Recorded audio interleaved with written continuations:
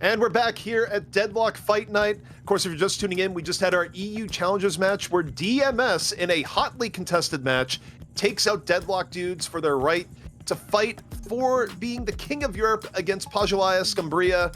And Jason, people tuning in, if they might have missed a week, that's right. We had a change in champion over the last week. Yeah, we did have a change in champion really quickly. Again, if you guys are following on in the drinking game, I think that's 3 shots in. So, make sure you guys are keeping track and hopefully you do it responsibly. But that is true. That is the first time we have seen a team dethroned here in the Deadlock Fight Night, whether it's EU or NA, though we have seen Pojilaya Skumbriya be able to do it previously against them in another event. But nice to see we have a new top dog here, though. I can't wait to see Buff Enjoyers come back with a vengeance.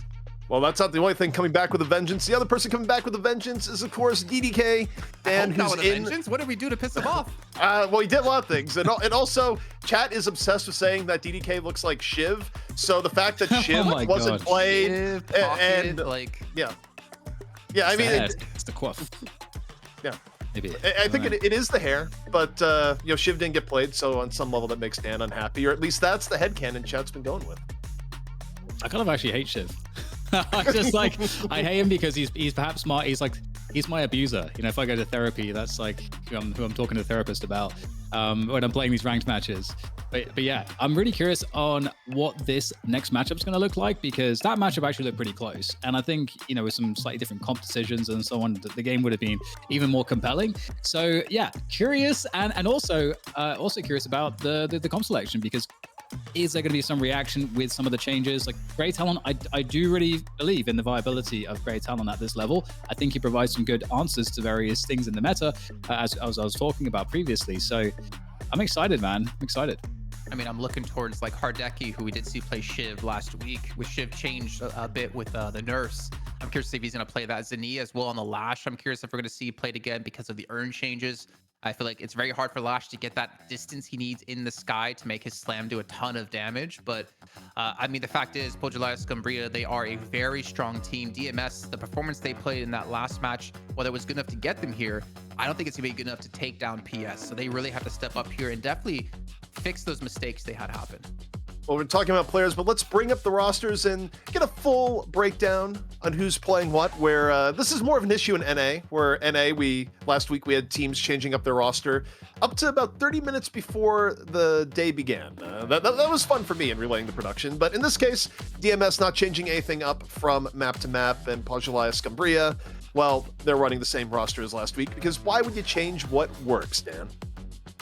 Oh, absolutely, and I'm actually, thinking similarly for Play With Me. We didn't actually see it in the previous game, I think because Wraith was banned, but Play With Me, when last we saw Play With Me on the Wraith, it made me feel a bit funny inside in a good way. So I want to see that again. And I mean, are there any other standouts in terms of the performances for you guys? I mean, obviously we had Psycho 13 getting the MVP on the Yamato previously, so definitely two players for me to look out for in DMS that you would want to see doing the damage to be able to deal with the Litzes and the Hardekis. And I mean, just in general, PS has a high skill ceiling between the different players mechanically, but it's really the team play and how they leverage advantages, which is what allowed them to win last week and take the throne. I'm kind of looking towards which team is going to get Yamato, because Together played Yamato a ton.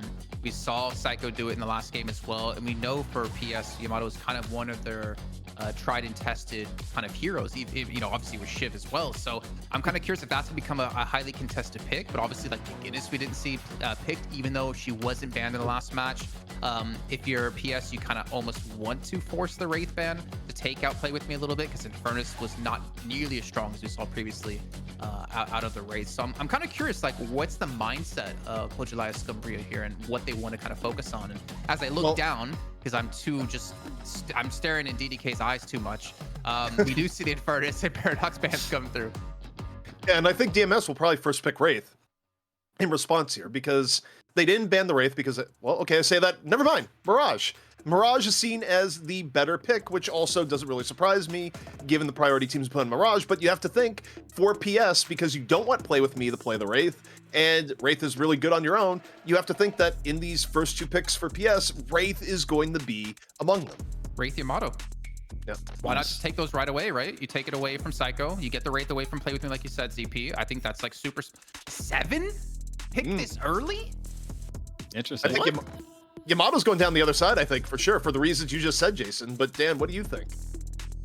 Well, the Seven's an interesting one because Seven is I think probably the most efficient farmer in the game. And so if you're in any position where your team is a little bit ahead, your Seven's going to start getting like insane advantages. So I feel like there is a pressure to actually begin to shut down Seven before it becomes a little bit too overwhelming. So I am kind of curious, and obviously some of the spirit builds have been very strong, and Seven is one of those heroes that gets repeatedly nerfed and has been nerfed like recently again. And yet people are still, you might expect people to be like, okay, it's still, these nerfs are going to be, making people shy away from Seven, but still, what is happening? Lightning Ball is too strong. It's too big. The balls are too big. That's what everyone complains about. And so we'll see if that's going to, be impactful here. And we get the Grey Talon again, so I love this. I wanted to see another Grey Talon, and we're going to get it. And we didn't yet talk about Mirage either. What? I'm so confused to see Grey Talon. I mean, I'm not confused to see Grey Talon being picked up. I'm surprised to see the Yamato go through this late, considering both teams heavily like to play her. But Grey Talon and Yamato, if they pair this with a Dynamo and you get multiple people grouped up in that singularity and you power slash charge shot across that, people be dying, man.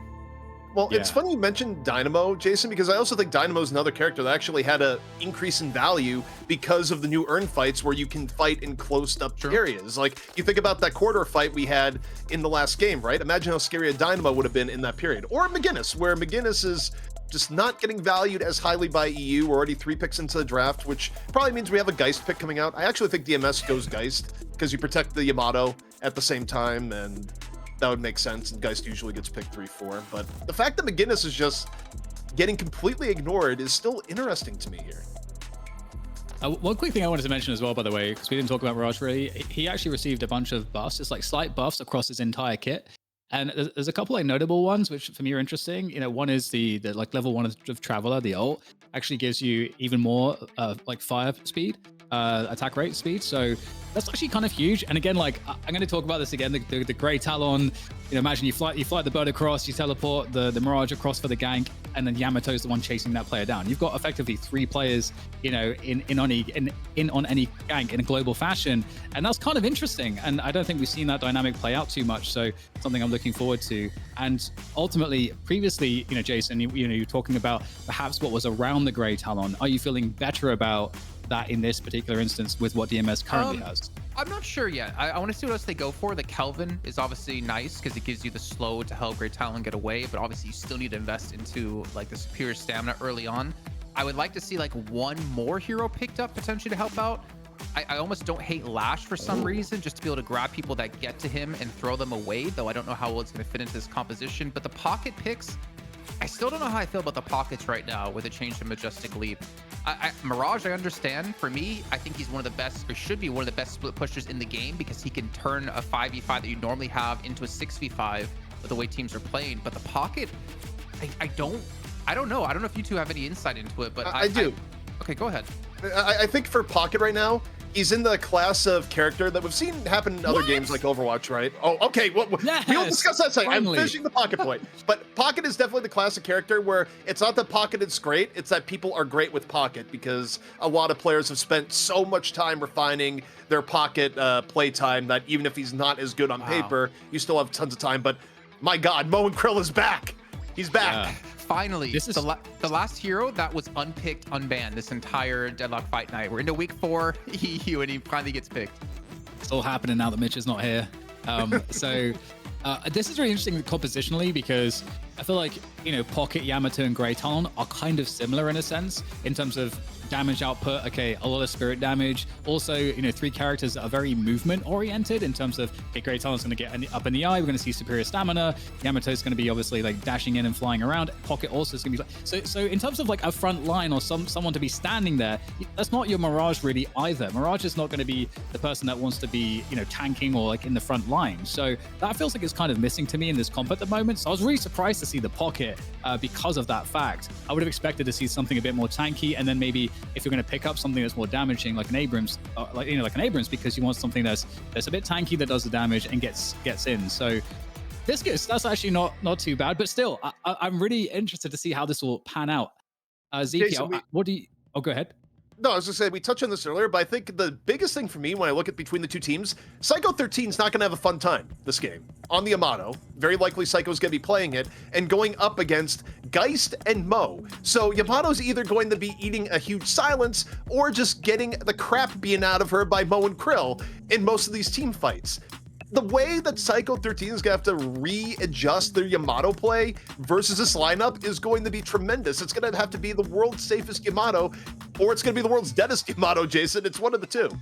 I mean, Mo and Krill as well. We can't forget about like the change to his 2 because it makes him so much more tanky now. The fact that he keeps his like armor or the bullet resist that he gets even while untunneled makes him such a dominating force in lane, more than he already was as well. But to pair that with McGinnis as well, I mean, you can deny, if we're talking about Great Talon needing to use the high ground to be able to do damage, one way to kind of deal with that is you can put up a wall between you and the Great Talon.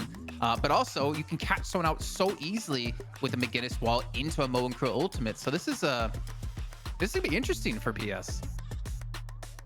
Yeah, there's a lot of like burst spirit damage on DMS. It feels like they have a lot more damage output, but at the same time they're a lot more squishy and there's like less overall utility, and so like that's kind of the battle there. Just looking at the comps, for me that's super interesting, and I wonder if sort of some of the changes that we're seeing with the urns and so on and so forth, if that's going to enable, you know, heroes that have more utility to have more opportunity to actually do stuff, because as you guys highlighted, some of these urn fights are going to be much more close range, to be more value on the dynamo for that very fact. And you know, McGinnis, for example, that's a place where McGinnis is going to get some extra value. Your Ivies are going to get, you know, extra value with the Kudzu bombs controlling the space in the close quarters. So there's a lot more options, I think, in terms of utility. That's overall more versatile. But if you're caught in the open, like in any open space, I feel like the burst damage from DMS might be a little bit crazy. Yeah. I think we also can't forget about Viscous as well, because if we're talking about Yamato getting locked down ZP by Mo and Krill, the best counter to that is Cube. Yeah. Cube, I think, is a great option, but you get one cube and there's going to be a lot of threats coming at the same time. And the biggest thing for me, though, is definitely going to be the close range fights or like closed in fights versus open fights, because I feel like this is one of the biggest disparities we've ever seen, in the sense that any close up fight, PS has an enormous advantage top to bottom. I mean, do you really want to fight Geist, Mo and Krill and McGinnis in a corridor fight?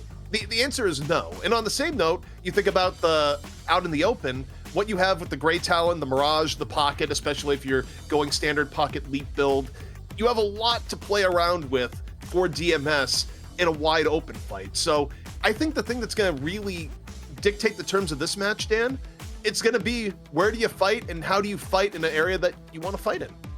Nice throw. I'll throw it back to you because the game's starting. Have fun. Yeah, okay. Well, I was giving you a final point. It's like, no, I don't want a final point. It's cool. all right. Final point is have fun.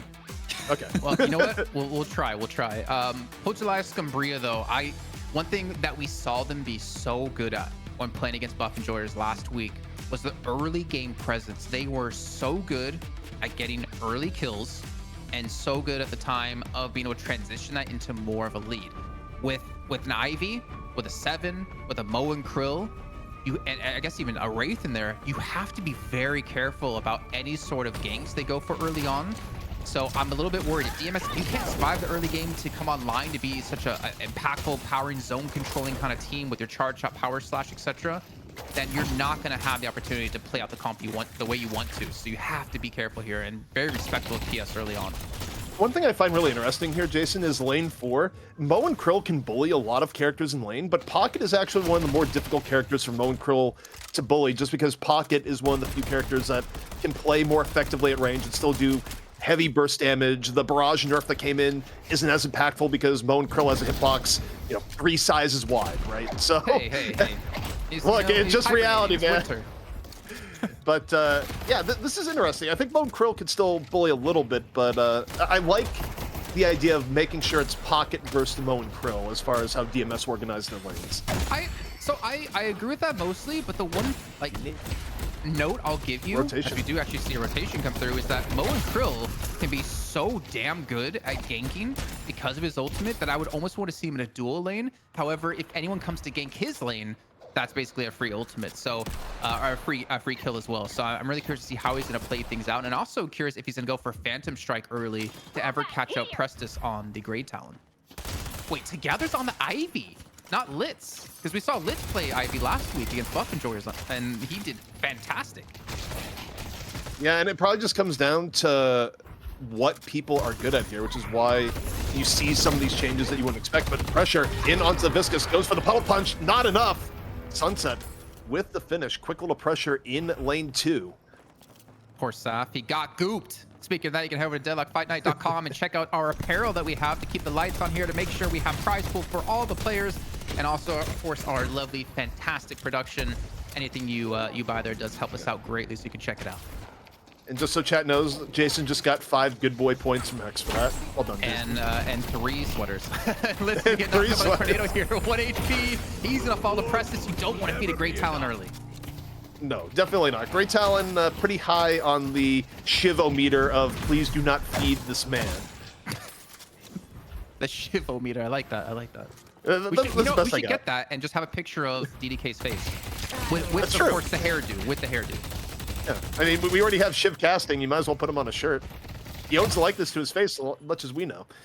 But we assume he does.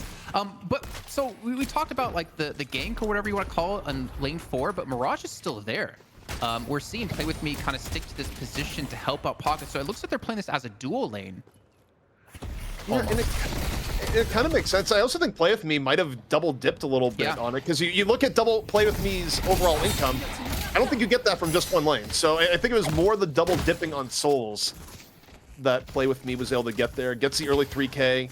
Traveler's going to be up early, and that can create some matchup issues, Jason.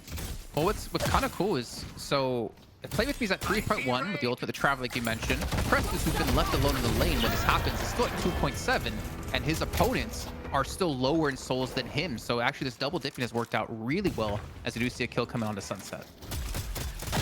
Yeah, so Play With Me, the match in their hands right now. We'll see just how effective it is. Play With Me also a player that's not afraid to do a lot of roaming, especially when on Wraith. We'll see how that style translates over to the Mirage play here. I see Mo and Krill pushing pretty deep in the Pockets territory here. Zanya going, yeah, I'm gonna fight you at your garden. Don't care. Oh, they're going in here too, looking for a little bit of a skirmish. You need to be very careful. The owl is up, which could open up things completely for you. The owl goes out. It looks like it did not connect, unfortunately. I believe that was Tass who was able to get away. You can see he actually just ran into lane 2 to make sure to not get owled. Maybe that should be our next shirt. Get owled instead of get cooped. That might be too close to the nose if we end up in full tile meta where people just, they hear a bird screech and they immediately duck for cover. Oh man, that's the scariest thing in the game for me, to be honest. Low HP and you hear the owl screech. It's just like my doom approaches. But we see here rotation again in the lane 4. It was Play With Me coming over real quick, immediately leaving, and now Zanya was moving forward with a little bit of Geist support. Decides now is not the time. Combo though is up and ready, Jason, for the next rotation. Yeah, so we hit the 5-minute mark. Ultimate's going to be online here. Prestis obviously is the owl we saw before. Wasn't able to connect. Again, you're still seeing the overwhelming presence he's able to provide in his lane when he's up in the air here. I was hoping to potentially see like Psycho be a little bit more punishing up against Hardeki, because 7 is relatively weak early on, but I feel like you kind of have to really respect that stun, and you definitely don't want to fall behind a 7 early on in the game. You can see Saf on the Viscous here over in lane 1 as well, looking to maybe push a Guardian down. Yeah, the rotation comes in. Also, speaking of rotations, Play With Me on the move behind Sunset in lane 2, and you see the Viscous coming over going, I'm gonna roll into that. I like what's going over here. However, rotationally speaking, Sunset was able to get out of danger in what could have been a sticky situation between the Mirage and the Viscous. Honestly, I'm not really hating on DMS early games so far either, just because they're not allowing Pojilaya Skumbriya to get a lot of early presence, a lot of early kills. We do see the soul swap come in, but again, Great Talon able to get the distance and turn it around onto Taz. You cannot be within Great Talon's range for that long just because of how hard hitting his flight does in that situation. Like, again, it doesn't feel like it's that much because it's such a slow hitting weapon, but you got like 3 seconds max before you need to leave or you die. Yeah, you really have to respect it, and we're seeing exactly why. Man, honestly, I'm kind of really hyped to see how the rest, or even like next week plays out. Maybe the NA matches to see if there's a presence of Great Talon there, because honestly, I've been really happy and really surprised to see how effective it's been, especially with the recent buffs. You see the pressure on the lane 4 right now, 2-on-2. Krill Geist, Pocket and Owl, and Mirage. And you look at the presence of the owl there, Zanya can't really be part of that fight anymore, Jason. Has to back out, and that one owl could actually cost the Guardian, potentially. Yeah, potentially. I mean, it is Mo and Crow, right? So you can heal relatively easily. But still, you have to kind of respect it now that they know the owl's down, which I was hoping actually the owl would be a little bit more effective in this early stage of the game. But obviously with the quick thinking out of Zania, they're able to back away, get around corners, that there was no chance for them to dive. Was a really good adaptation to that. The spacing that Wolfie has to do here to not be in range to get comboed is very back and forth. If you let down your guard for even a second, the combo is coming, and with the Geist right there, it would just be immediate death. So good on Wolfie, just keeping space in what is honestly a pretty high pressure lane. Oof, these cards doing some work here. Kind of keep them back. I'm actually kind of surprised to see how it's been kind of like a pretty quote-unquote normal game so far, considering we haven't seen any Guardians go down. I feel like last week we saw Guardians falling really early on, especially with a lot of early ganks, but for the most part, the fights and the kills that we have seen have just come from lane kills, not with really any ganks. Speaking of, they're going to catch out Saf here. Wraith coming on in from Sunset, finds the Viscus. Telekinesis now being used, wasn't even used for the first pick off. Sunset laying in the damage. Looking for the Kelvin, finds it. Hapex can't get away. And PS just getting little nibbles here and there, Jason, and that's what eventually gets you ahead. And meanwhile, back in lane 4, things are heating up. Pocket diving on in. Meanwhile, Mirage getting comboed in the back. Alter wasn't there, though, because Pocket forced out Geist.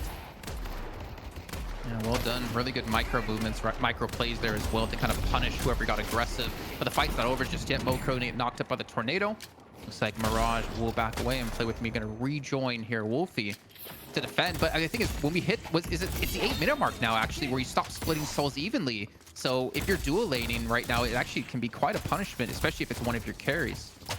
Yeah, and it's also, I think, why we've seen Play With Me slow down a little bit, because Play With Me has been spending most of the time in the 4 lane, and also might be spending the time dead really low. Meanwhile, Owl comes on in. Makes Tass think a little bit twice on trying to dive in deeper and finish off Play With Me, but the Guardian does finally go down in lane 4. So 30 seconds left to go. Our first round of buffs will be coming up here. And with the Owl down, I mean, honestly, that's such a really strong ultimate to have to prevent a team from picking them up. And we're going to see both teams start to position towards them, or we should be seeing both teams start to position towards them, as we see Yamato, Psycho taking some damage here from the Guardian. Not the ideal time, as we have 3 players on DMS side looking to push lane 1 Walker. Buffs coming up in 10 seconds and not positioned to get the left one, so this is going to be maybe detrimental to them. Psycho has to pop the ult real early. The pressure in on the lane 1 pretty high. We'll see the IV view. Psycho down the half, no ult left. Mid buff is up, casting buff off to left, under contest. Sunset meanwhile playing Viscus over in lane 2.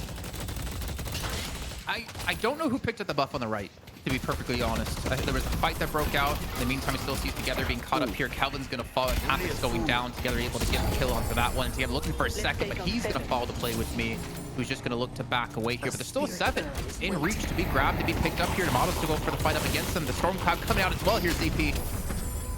Yeah, they finish it off where the Storm Cloud in close range. Yeah, at that point, you just have to press the ult. You're probably not going to live, and you just hope to do a little bit of damage. But, oh, man, I look at the Mirage here, and I get a little bit scared.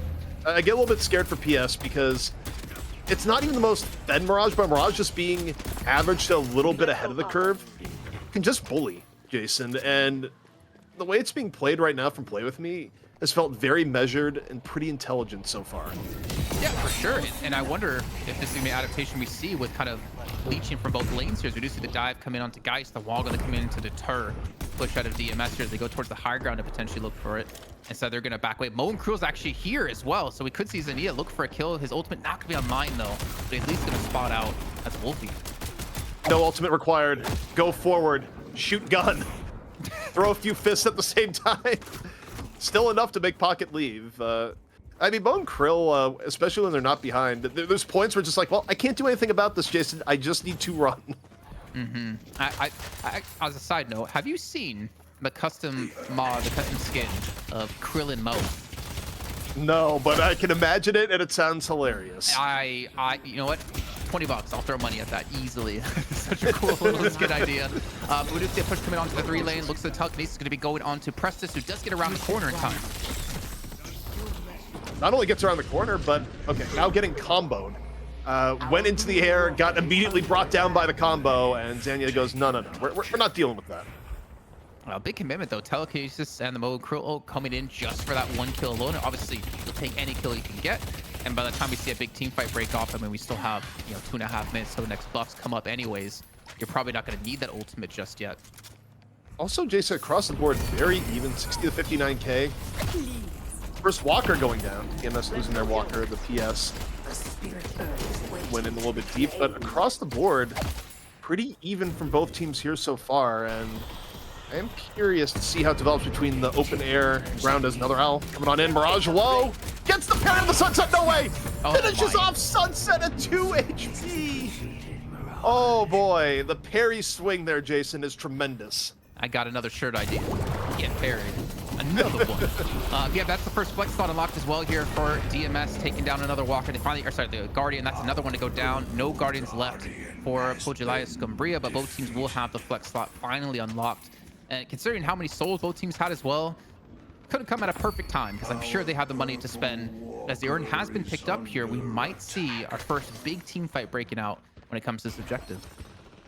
And it's going to be open air. You think about how we set things up in terms of which team wants to fight this, and that's just the replay there of the consequences of a parry. Look, 35 HP, bam! Why parry though? I feel like you didn't, or sorry, not why parry. Why melee? I feel like you were going to kill him no matter what. Why go for the melee there, the cheeky quick melee? Because it's muscle memory.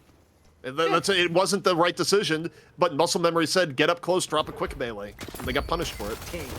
Punished indeed. Here we go. The soul urn looking to be picked or turned in by Task. See both teams kind of setting some players here to the right hand side, though DMS has 4 here currently, but there's only 3 on the side of Pojilaya Skumbriya as they're trying to counter push from DMS onto the lane 1 Walker. Yeah, so we got 2-on-2 for Walker, 4-on-4 for Urn. High reward. You win both as Fuku just drops the lightning ball, finishes off Saf. Teleport coming through with the Burrow. Gonna get away to safety, it seems, as the urn could, I mean, it still can't be turned in, and we're gonna hit that point where Task is gonna start losing, was it 1% of your max health per second? Once he hits the 90-second window of holding on to the urn, instead just gonna back away, most likely gonna drop it as well here. Let's go to York. So allow, I mean, this is exactly what PS did against Buff and George. They would pick up the urn and then force them to try to go fight at the turn-in, and then they would just send like Hardeki to go split push and gain ground. Yeah, the interesting thing about that, though, is that PS was well aware of that, and they decided to fight 2 for 2 on the Walker push. They're just like, no, we're not giving this up for free. We understand that even though urn fight is a thing, you're going to use it as a tool to try and get split push. So the homework done by both teams, pretty impressive thus far. Oh, we got the urn respawning now. Let's take out pocket. Can we actually cut to Task really quickly? Because I'm looking at the mini-map, and I'm a little bit concerned. Do we somehow have 2 urns in play? The urn has been dropped. No. The Okay. we should not. I think gonna so say. the urn is going to reset here. That was Or it pretty should. funny. No, so I don't think the No. urn's there because we had another urn respawn, unless you can have 2 urns at once, which I don't think I've ever seen. No, you can't. Well, actually, that happened once. There was like definitely an earlier version. Oh, of there like, is? There's 2? Wait, are they going to Wait, they're turning Wait, no, the it's same one. spot. It's one. It's, No, isn't Task carrying one? Let's go, Papa. Yeah, Task is carrying one, and Psycho's carrying one. So we have 2 urns in play right now. This is spooky. I've played a lot of Deadlock, Jason. I have not seen this before. But there's no urn turn-in for him. So, like, what does he do with it?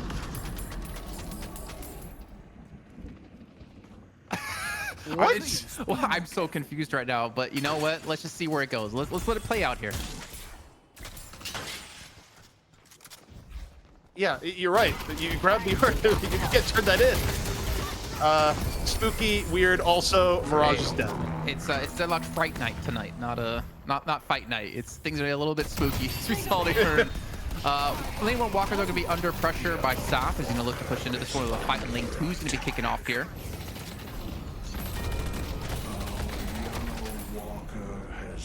Right now, both teams trading out on lane 2. 88K, then 99K. So after all that earn stuff going on, no turn-in. By the way, Yamato goes to pick up the earn. It's like, it's not working. It's not a thing. Well, we gotta have drop this. Yeah, he's like, it's too spooky for me. But we are at a 10K soul difference now. DMS in the lead here, which I think is really interesting. I feel like we have seen Buff Enjoyers, the team in EU, who, if you guys are wondering, they did lose last week against Pojilaya Skumbriya, which is why they're not here this week. I feel like Buff Enjoyers has been the only team to consistently be able to take a soul lead and convert that into a win relatively quickly. Now, with DMS in the lead, like we saw in the last game, I'm curious, are they going to be able to take this lead, create more of an advantage up against one of the best, if not the best, EU teams at the moment? Well, they're in a great spot, but not something that is insurmountable for PS in the situation. A lot of presence right now for both teams in lane 2 Sunset. For an opportunity here on the Rave. Telekinesis at the ready. For now, pressure onto the pocket. Waits for the briefcase to be done. Drops telekinesis. Is fall through going to be there? Wolfie's able to shake the pressure. Meanwhile, Saf rolling around. Goo ball. Bouncing to and fro. Not really hitting anything in the same way, but bounces up and over. Finds the 7. Now 7. Storm Cloud, not enough. Bursted down mid cloud. PS down 1. DMS. Melvin and Viscus still pretty low. They find Sunset off the back. DMS taking shelter within the shelter, and they even got TAS. It was 65 for Pojilaya Skumbriya. Play With Me was nowhere near this. He was sitting towards like lane 3 and lane 4. He eventually ulted in, but he ulted in once the fight was already kicking off for such a long time. DMS pull this one back with a man disadvantage. They're going for the Rejuvenator as well. There's no chance of it still, it looks like, as we can look at the mini-map here. DMS, how the hell did they hold on to that fight with a man down, especially someone who was so fed, like Play With Me, at 23K souls? Yeah, I think it's just one of those cases where the positioning was good and some of the burst damage that you expected from PS didn't come in. I'd say the biggest thing was probably just you open with your telekinesis onto a pocket, and pocket's able to get away and not really take much damage. You've invested one of your biggest tools to isolate and get an early kill at that point, Jason. So your telekinesis not getting much in the way of value beyond getting some resources out of the pocket probably is the first thing that kind of sets the rest of it up. I think that, and the fact that like Prestus and Psycho, right? We talked about the amount of damage they can do in close, or not close quarters, but necessarily when people are lined up. And I feel like Prestus didn't have any pressure on him in that fight. I mean, obviously I couldn't see everything happening, but the fact was he stayed alive. I feel like he was able to just hammer down from range. And Pojilaya Skumbriya weren't able to get the engage they wanted onto him or to Psycho to set up a winning team fight, even with that man advantage. Now, one thing of note is that the urn has been bugged for the last 5 minutes. It will probably fix itself. Probably. It will. Emphasis on probably, because we don't entirely know for sure. But best guess is that the urn at 20 minutes will be acting as normal and be a focal point for both teams. That is, if a huge team fight doesn't start here and now, Jason. Well, buffs, right? No one on the right side to pick it up. We do have DMS on the left side to secure it. I believe Pocket Wolfie is going to be going for the one on the right. So DMS have not only a 20K lead and Rejuvenator, and they get both buffs, and they're looking for a potential fight here. Well, they opened earlier with the Yamato ult, but the disengage is just there for PS. PS only investing the airdrop. And now Sunset's going in. Sunset senses blood in the water, goes to telekinesis, but that goes very far away as the frozen shelter is dropped in turn. Krill combo. Never seen it, man. Mo and Krill goes in. Zania's gonna fall from this one as we just still see Psycho trying to go in extremely deep up against Hardeki, and he gets the kill as well with the final flash coming through. And DMS are winning this fight heavy-handedly, not losing a single player as it's just left onto together on the Ivy trying to escape here. There's no objective for them to take other than the base of Pojilaya Skumbriya. I think their PS was just a little too far behind there, Jason, where they saw DMS invested some key abilities and they figure, okay, we're gonna go in. They drop a telekinesis, it goes 8 miles away onto the target, so they don't really get value off of that. And Psycho, even though they used ultimate early, was able to flank around and make the most of it. So yeah, now the urn is grabbed. The urn is working again, we can confirm, into PS territory, but down 40K, I don't know if they can do much about this, Jason. I mean, the fact is they're still respawning in as well. This should be a quick earn turn in. This should be almost a 50K. Why are you stopping here to buy? Go turn that in, son. But they are gonna have a 50k lead once this turn-in goes through. If they do go for it, they still need to scout out the position. Pojilaya Skumbriya, though, if they lose a fight here, this is like the downside, right? I mean, you're already behind. The Urton turn-in is on your side.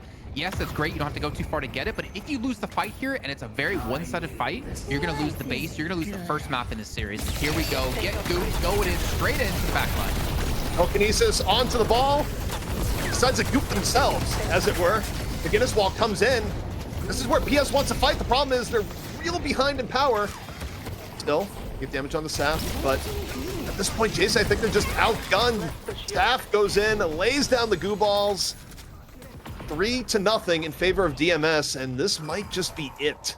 The spirit Man, I don't know about you. I don't know about DDK, but I'm getting really hyped for the fact that EU has so many teams who can contest at the very top level. Buff and Joyers losing last week. Pojilaya Skumbriya potentially about to lose out the first map in this best of 3. We could have a new King of the Hill in the first week that Pojilaya Skumbriya were able to defend it. This is crazy stuff coming out of DMS, and they still have a very big lead here. I mean, if you look at like certain players, right, Zania on the Mo and Krill, your Mo and Krill, yeah, you're naturally inherently tanky, but you only have 12k souls. How can you be tanky against Play With Me, who has over double the amount of souls you have? Also, Zanya at this point has been relegated to butter robot tier. You know, he just asks, "What is my purpose?" I combo someone and die. That is what a 12k Mo and Krill is doing at this point. Just be clear. What is my purpose? It wasn't set up perfectly, but yeah, man, it's unfortunate. It's like the Kelvin last game, except the Kelvin provides a lot more support and healing. Zanya right now, I mean, it's just the guided missile is like, I'm gonna go in, I'm gonna combo, I'm gonna die, and you know, ideally Hardeki or Sunset do something with it. But oh man, 50k difference between the two teams. As you know, the movement of Zanya right now is almost just the movement of frustration. As the ability to control the map is just not there now for PS. Yeah, and I want to say there still is a chance for Pojilaya Skumbriya to come back. As we saw, DMS did make a big mistake in the last match where they fought over the left-hand side buff and lost to Deadlock dudes in that fight, not able to close the gap up against Great Talon. DMS, they're not flawless. There is a possibility of Pojilaya to come back, but they kind of have to force this mistake, and they have to capitalize off the back of that. And the thing is, not only do they have to do that once, they have to do that, I'd say at least 2 times, or at least get a big objective off of that. So, in terms of threats, 34k Mirage, not the most pleasant thing to deal with when your highest farmed is a 25k 7.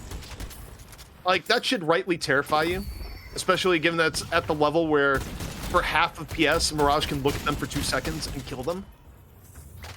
I mean, I think you send your Mo and Krill on the suicide mission against the Mirage and hope that Sunset is there to finish the job. Because otherwise, the Mirage alone is just going to be devastating. As you see some sneakiness here, Jason, for PS. Yeah, I think that's Shadow Weave coming out of Sunset to gain information for them as they do get the fight. They do get the catch onto one, and that's Wolfie going down. So finally, Pojilaya Skumbriya have the man advantage, but they did have to commit 3 big ultimates into this. As Wolfie just wonders, why me? Why me? What did I do? I couldn't even get back into my briefcase, man. But I think you nail it when you talk about the resources. That was 3 ults for 1 kill, and I mean, it helps a little bit, but clearly they need to do that like 5 more times. Now, I don't know if there's enough time in the map to do that. I will give them this, though. I feel like that 1 kill they just got, it kind of forced DMS to be like, okay, we're not going to go for a push. We're not going to engage anything. And the thing is, they lose control of the map. Look at this. Pojilaya Skumbriya push out of their base. They get the buff. They get casting onto a Wraith. Like the perfect buff to get at the perfect time as well. They pick up the Soul Urn as well. What is happening? DMS are giving up so much map control, and they should be able to run this in. They have to turn on their side of the map, and they have a McGinnis to help get they disengage. Yeah, I talked about, also McGinnis is going to be able to set up there. Exactly. If DMS rushes... Okay, actually, this is smart. I think they're going, okay, you have Urn, we go mid-boss. This is actually a very smart response versus diving in to McGinnis in close quarters at the situation. So it all comes down to the mid-boss fight. Telekinesis gets a bunch, sheltered down in return.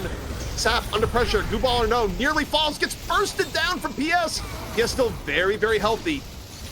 Daniel's already used combo. The damage is in, 2 down from DMS as PS just works the outskirts of the mid-boss. Jason, this could be one of the greatest comebacks ever on Deadlock Fight Night. They definitely can. They get another kill coming through. Preston's gonna have to back away to base here to heal up, play with me. I mean, you're trying to stick around. You have a ton of farm. He gets onto a 3 kill streak, but he still has so many players of Pojilaya Skumbriya to deal with as they're on the hunt. They're on the chase. If anything, he's delaying the mid-boss from being taken, but for how long, really? Prestis, he gets back into the fight, but if you didn't notice, Zania, even on his like mere 15k souls, he gets on top of Prestis and keeps him out of that fight. And I feel like that almost single-handedly wins the fight for PS here, gets in the mid buff, and potentially gets in the comeback they needed. They've closed this gap quite substantially, and DMS now needed to be a little bit worried. That one mistake of not dealing with the right-hand buff and not making sure to secure it, which eventually turned into the urn, which then forced them into a fight over on mid-boss. This is not good for DMS, man. They need to kind of regroup here and kind of reset mentally. Jason, I got a little bit of chills from that, though. That is a ridiculous team fight to be down that much, to have that set of circumstances happen. I thought DMS was making a right call in forcing mid-boss because you don't want to go for urn, but everything that could have gone wrong did go wrong there. PS picks them apart on the outskirts. They get the urn for even more comeback souls, and what was once a game out of reach is now very much in contest. I wish we could have seen how much damage each person on Pojilaya Skumbriya did in that last match, because Sunset, I'm really curious with his cards, with the casting buff he just got into that fight as well, how much poke was he able to do? How much poke was Hardeki able to do as well? Because the backline of Pojilaya Skumbriya weren't in a position for DMS to die. Instead, they were trying to set up their time to protect Prestis, who did eventually back away and survive, but they lost the fight. And I mean, 7k souls for Sunset to buy up as well. The Owl going to be coming through, but I feel like this is more of a scouting mission more than anything else. This is not looking good. This is getting really rough times here for DMS, who had such a huge lead in this game. Honestly, I feel like if you had tactical timeouts in this game and DMS's coach was available, you hit the pause button. You take the 2-minute mental Freeze reset out, because I don't know if DMS is like fully mentally recovered from what just happened. The thing is, like, if you think about how that all started, right? It was one player getting caught, it was Prestis, and they committed 3 ultimates. And from that, they lost so much control. Nice Q. Q comes out early. Saves after combo, but the damage is still overwhelming from the outskirts. Sunset and Litz lay it on in with Hardeki. DMS just gets poked from the outside. And Tass maybe about to go down in turn, but otherwise PS real healthy. Not a single rejuve burned here yet, Jason. And PS has nearly fully evened it out. The cube comes in to save Psycho, who's getting ulted by Zania. But okay, there we go. Prestis gets one. But if you didn't notice, someone cursed Psycho. So even when he got out of the cube, he couldn't ult. He couldn't do anything, and they were still able to confirm the kill onto that. Like, Pojilaya Skumbriya, the item builds that they're going for, the decisions they're making, whether they're good or bad, is allowing them to turn this game around. Not to mention DMS making some mistakes here or there. This has been a fantastic game, and it's done. I don't know if they're gonna be able to chase on this and go for a kill. At least they force it back. I love superior stamina. It's like dodge, dodge, dodge. Nope, don't want any part of this. I'm gonna leave. Crazy game. And the crazy thing for me, ZP, and for you chat at home as well, we hardly ever see turnarounds from this kind of deficit. We were at like what, 40 to 50k soul deficit for Pojilaya Skumbriya, and they were able to turn around. That's why we're so amazed right now, because they're playing so fantastic and they're not giving up. More importantly, they know they have a chance. The curse comes in yet again. Telekinesis as well. Curse telekinesis into cube. So Psycho 13 gonna get a new lease on life. Nice cube from Saf to stop that from snowballing the other way. But it is going to be a bit of a disengage regardless, which is interesting. I mean, I guess they blew Goo Ball. They have no Traveler, but on the same note, Curse has a decent cooldown. I think there's a world where maybe DMS could re-engage there, but I also feel like, Jason, at some point, DMS's swagger is gone. It's just been PS calling the shots on rotations ever since the mid-boss fight. They're forcing them to react. It looks like Psycho will push it on the right-hand side to pick up a buff. So at least they're able to secure one of these. I feel like the Mirage, if we think back to the discussion we had in the draft, was, in my opinion, he can be one of the best split pushers in the game. He can push a lane, he can duel pretty well, he has really good escape mechanisms, but he can also join a fight when you typically would be fighting 5v5 since you leave one player to split push. but I feel like the effectiveness of that is almost gone because there's really no objectives to take around the map anymore. Yeah, and now, Jason, this is an evidence of how far we've come. Urn fight, even. Full middle, and that is how much PS has brought it back. PS now the ones running the urn. If they turn in this urn, they will have evened up the game. DMS, you look at where they are on the map. Are they going to contest it? I think you're kind of at the spot where Talon can land a lot of damage to whoever turns it in, but it's not they'll get the rotation in from the Mirage. So yeah, they are going to contest here, Jason. But to be fair, Pojilaya Skumbriya isn't set up to help them turn it in either. Like they're all just farming jungle right now, and they have together looking to push out the lane 4. So it's really, we're not going to see the turn in. If anything, I feel like PS are kind of buying time, preventing DMS from farming up here, while they're allowing together to farm with them and push the right hand lane. He's going to be teleporting over to join the fight, and we are going to have the 6v6 kill off because Play With Me does have the Traveler up too. Goes for the quick turn in. Urn is turned in. Picasso, not an early telekinesis. It turns. Zania gets picked off. Sunset wasn't here for the opening, was instead turning an urn. Now telekinesis comes in. Goes onto the ball. Frozen Shelter out at the same time. Pressure onto Geist. PS getting poked down from all ends. DMS playing this fight way better, Jason. But I still wonder about the engagement where the urn turn in cost PS in the opening to the fight. You know what? Screw the urn turn right now, because with the 60-second respawn timer for TAS, Hardeki Sunset on 71 seconds, we could see DMS take the game right here, right now. They can finally pull this one back where it was on the brink of defeat and get the first map. DMS moving in. Shrines still need to be taken out. But yeah, Jason, I think they have time. It's going to be close if nothing else. Now damage on to the Patron. And I say close. Nix that. This one's probably over. Ivy's not going to be able to delay. That Patron's going to be attackable in 10 seconds. DMS, they get themselves out of the fire that they threw themselves into. Oh man, here we go. Patron about to descend here. Still 20 seconds on the pretty big carry. Sunset 34, Hardeki 18. Patron comes down. They're just going to full focus this. What can Together possibly do to delay this? It's down to 50% HP. It's continuing to fall here, and DMS on the brink of losing that first map. Pull it back. They had a 55k soul lead down to 18k, and they still come out off that last fight. I disagree. If we go back to the urn, Sunset being the one to turn that in, I think was the throw, because DMS realized, hey, it's Sunset, it's their Wraith. He's the guy who's been putting out a lot of damage against us. Push full into them when they know they have the man advantage and win the fight. That was a crazy match. That was probably one of the best matches I've seen in Deadlock so far. What's with all the fake comebacks, guys?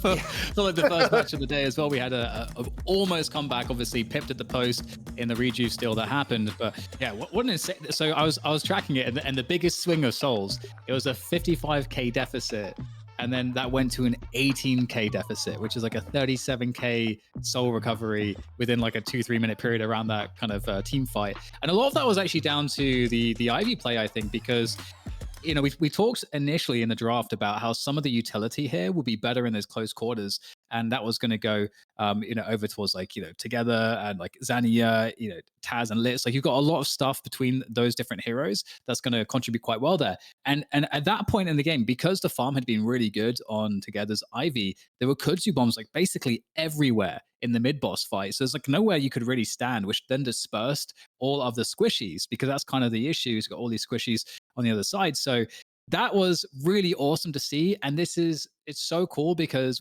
I feel like this is how the devs are really wanting them to move the game forward, is let's create more strategic objectives. Let's create ways to come back, not necessarily through any like gimmicks, but because there are some heroes that if you understand how to leverage their abilities, they're still going to be really strong, and it can mitigate that soul disadvantage of items.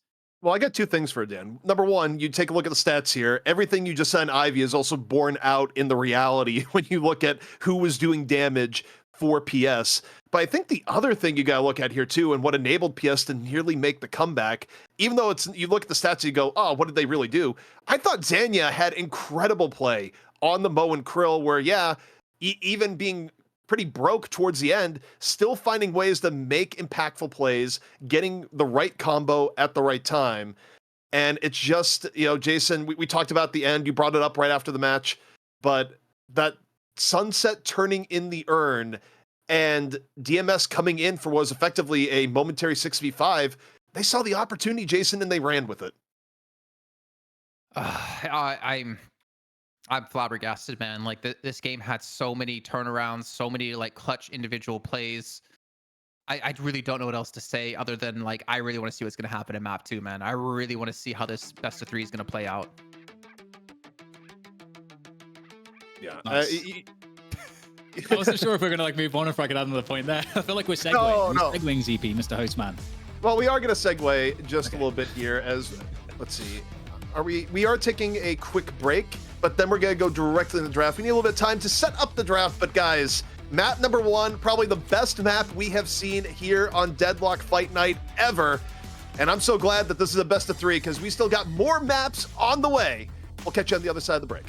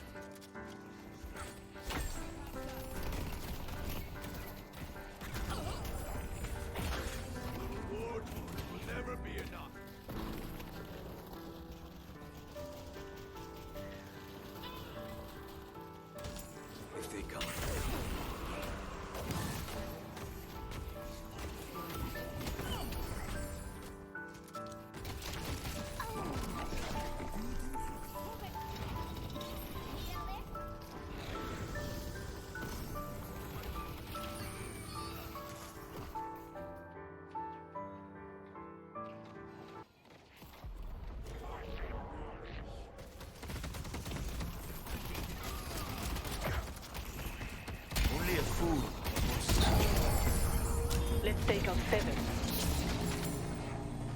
The spirit earl is waiting.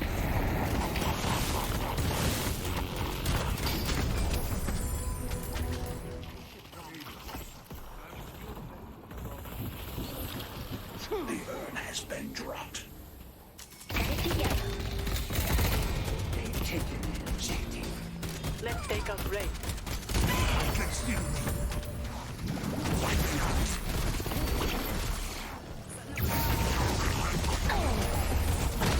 Measures been dropped. Let's take out 7.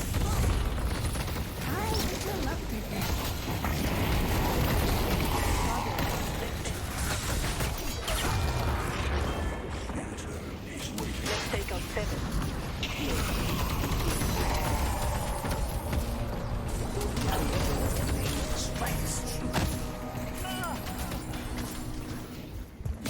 Let's take out Chris.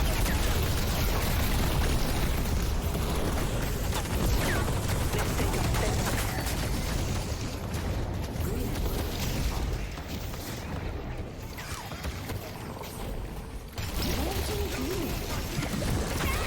Let's push yoke.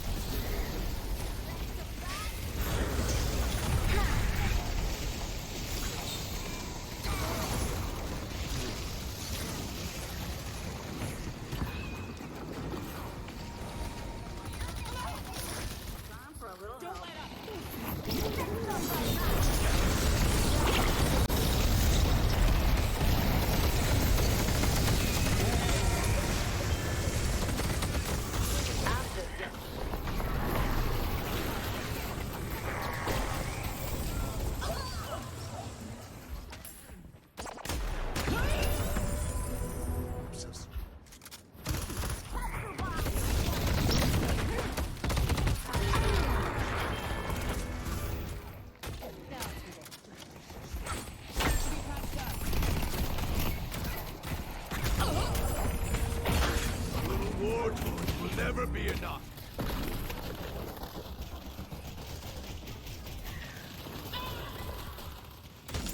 If they come.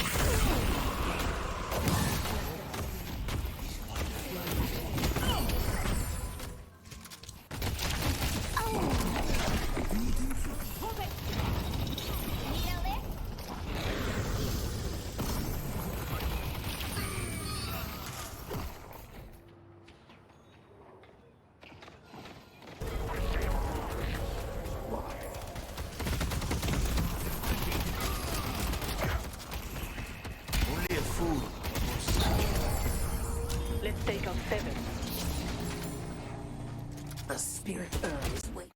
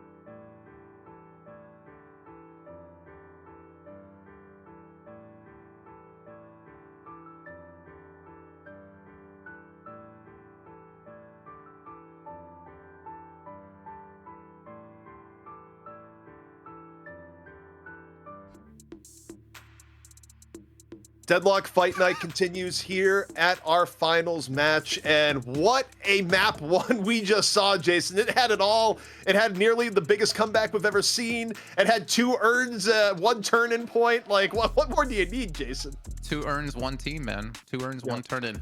I was laughing at the beginning because our producer's like, okay, 3, 2, 1, you're hot. And I was like, oh, stop it, you. Yeah, man, that game, if you guys missed it, you have to go back and watch it because that was insane.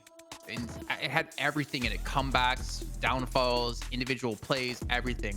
But that just gets me more hype for what's going to be coming up next, man, because we could have DMS dethrone Pojilaya Skumbriya, the shortest, I don't know what you call it, the shortest empire or shortest reign dynasty that we've had in the Deadlock Fight Night. But you know what? I wouldn't count PS out because they definitely showed they could come back as well in that last match. Yeah, and speaking, we not only have DMS, we also have DDK. A lot of 3-letter things starting with D coming on in, where his name is also Dan. Like, so another 3-letter D thing here. But Dan, there's almost too much to break down in the last game. But now what I'm wondering is how that's going to impact the draft of the next. Yeah, totally. I think there's definitely, obviously, with both of these teams, there's lots of different directions that they can go in with the hero pools. And so I'll be curious to see what the initial bans are going to be to kick things off. What's the bans previously? I'm now blanking. It was Infernus and I believe Paradox. Paradox? Yeah, okay, that makes sense. Yeah, so we get the Wraith ban coming out this time. Obviously, that's going to deny that, I suppose, from Sunset already. Anybody, because I guess Wraith is really, in terms of your classic carry, the most versatile, has impact basically throughout the entire game. High like spirit damage output as well as the gun damage, so just, and obviously like the ult's insane, so that makes sense. Getting rid of Mirage obviously was a problem for sure. It's extremely strong in the early to mid game, especially as you noted, Jason, on those objectives, so that makes sense to kind of get just get that annoyance out of the way with, so you don't have to worry about it. For PS ZP, what direction do you want to see them go in? I think they're going to pick Paradox first. Paradox was first banned to begin with. They're a team that likes running Paradox early. Okay, as I say that, they go Infernus. So Paradox and Infernus are both really highly valued, really across both regions, but even more so in EU. So the fact that they've secured Infernus here, more so for mid to late game, and also like good solo lane presence, kind of tells me that we're going to see the Paradox pick in return coming out from DMS. And the question is, do they do something like Paradox Yamato? Do they go Paradox and then they grab something along the lines of the Viscous again? I'm curious what they prioritize for the second pick. I do think one of the 2 picks, though, Jason, will be the Paradox. Nice. Okay, Talon. Great Talon. I like it. Big fan of what we've seen. I mean, even thinking back to the last fight, or the last fight of the last game, right? We did see an alleyway, which is perfect for Grey Talon because you can use the charge shots. Perfect for Yamato, who can power slash. it's just perfect position for them to fight in. Yeah, Paradox definitely a possibility. I was thinking maybe Yamato as well, because we're gonna see Yamato in this game no matter what, for sure. There's no way none of these teams pick it. But an Ivy being picked, I feel like that's the more of the surprising one, actually, because I don't value Ivy super highly that you'd want to pick her second, whereas you have so many other choices you could go for. There's that Paradox pickup. Oh, sorry, ZP. Oh, I think No. the point.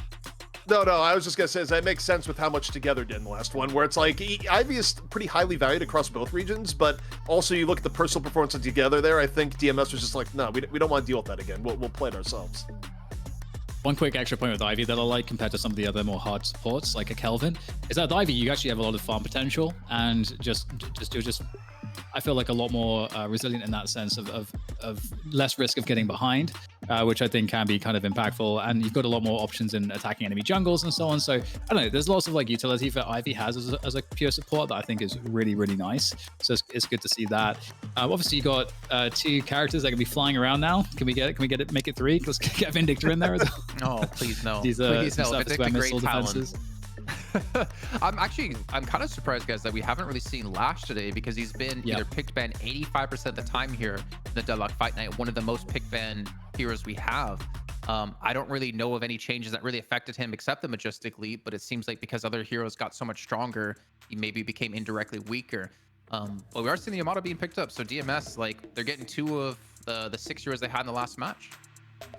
Yeah, and I think my guess for the Lash is that it's probably part regional based and just like whatever the scrim meta has been in EU, because there's not aside from Majestic Leap, there really isn't a reason why you wouldn't be going for it more. But also, you do think about what they're picking there. Lash into Ivy, well, you're going to immediately Stone Form. Yamato, of course, can ult. And Lash kind of bouncing around is less effective if you're getting hit by charged shots, right? So I kind of doubt PS will go for the Lash now that they've secured the Paradox. It's still something that DMS could run. I'm not entirely sure if they will. The one thing I do think, though, for PS, it doesn't feel like DMS really wants to run the McGinnis at the moment. So I wonder if PS is just going to snipe the McGinnis with pick 6, again, like they did in the first map. I mean, yeah, we're seeing just a generally greater prevalence of 7s as well. So something to note. We've seen how powerful that is, just in general due to the farming strength. But in terms of the lightning ball builds, still really good. And Geist, tends to be somewhat of a nice counter pick to the Yamato, something we discussed before with the lifesteal offering up a silence at the higher levels. So that's a nice way to block Yamato's ult. So you got somewhat of an answer for that. Still like a lot of burst spirit damage though for DMS. They seem to like that kind of lineup where they focus much more on the mobility too, because that was something I was actually wanting to mention about that previous match.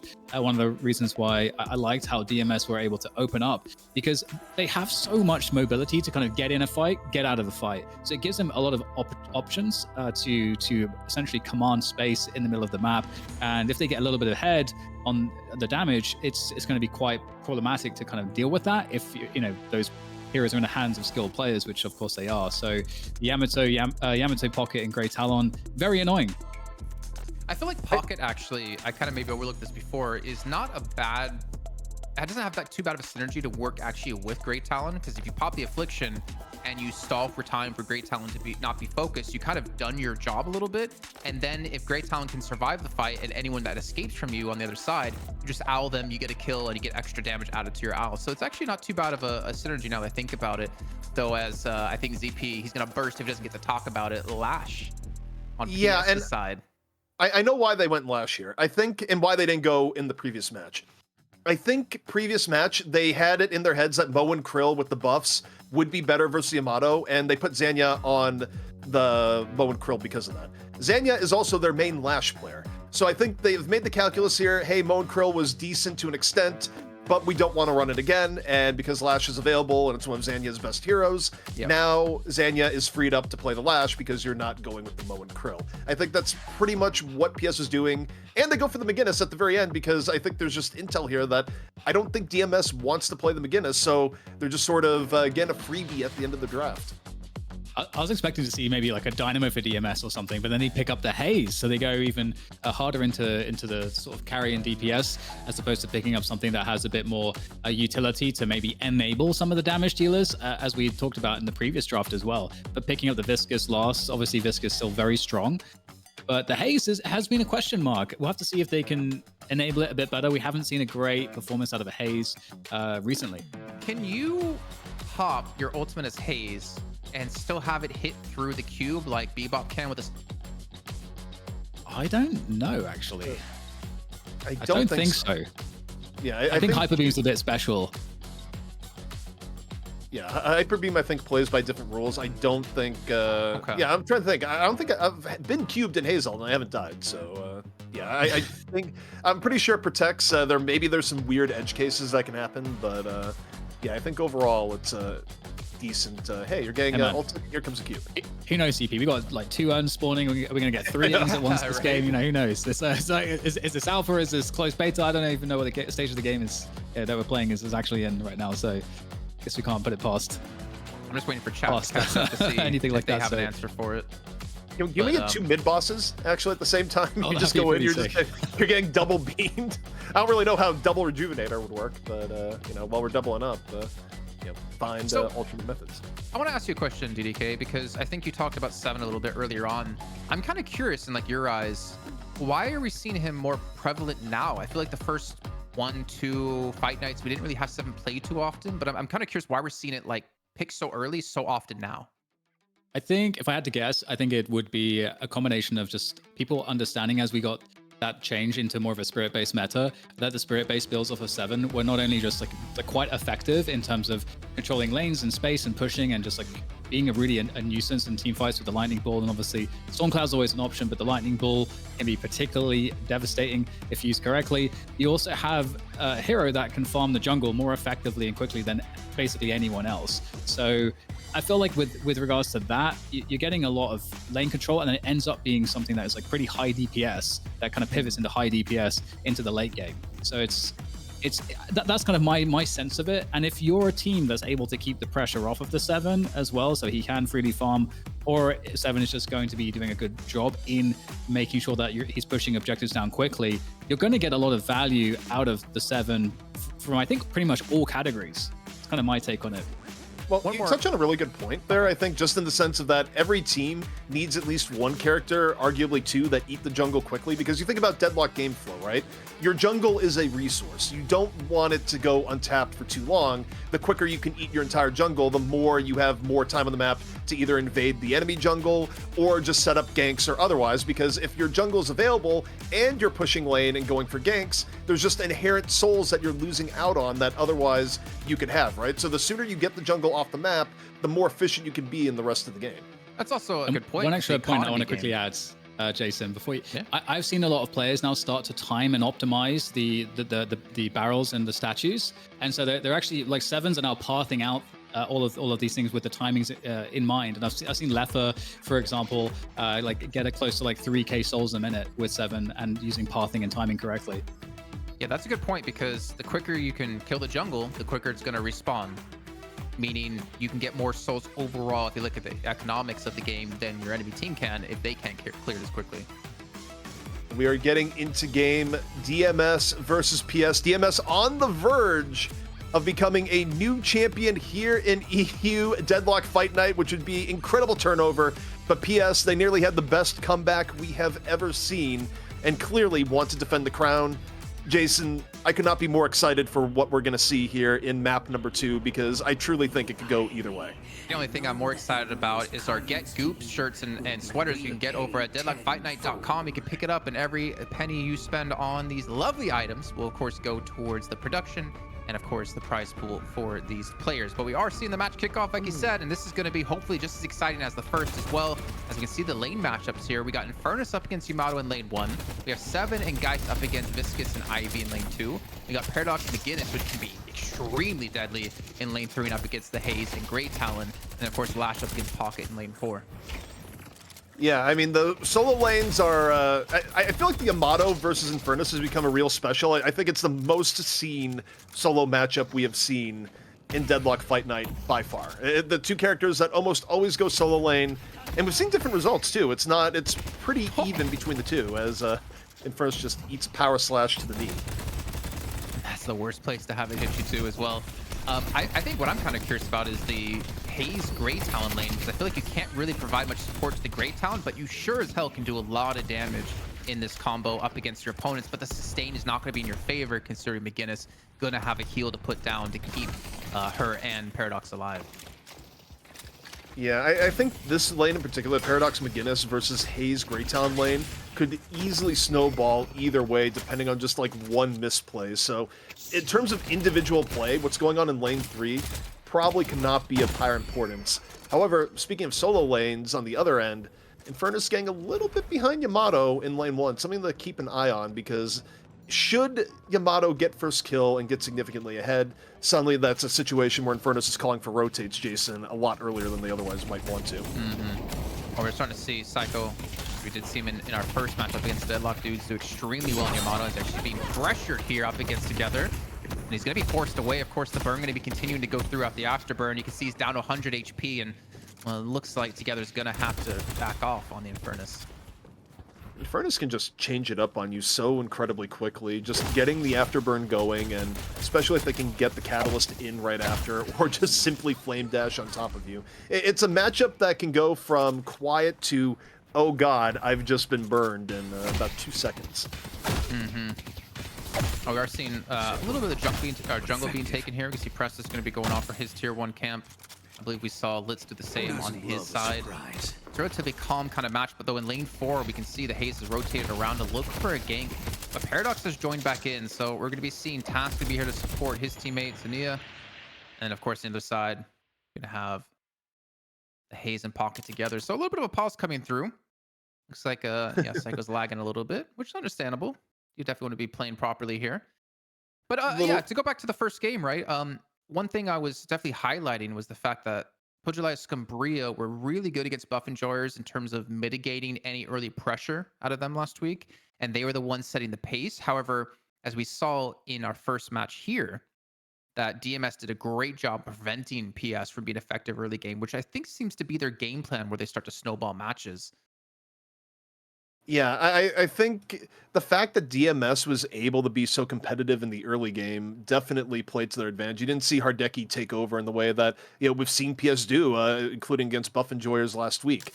But on a micro level, what we're looking here, it's funny that Yamato is the one that has to leave and rejoin, because you look at the health bars, it's not even our main thing on screen, but Psycho versus Together, I feel like, is going to be hitting a climax here in a moment, one way or another.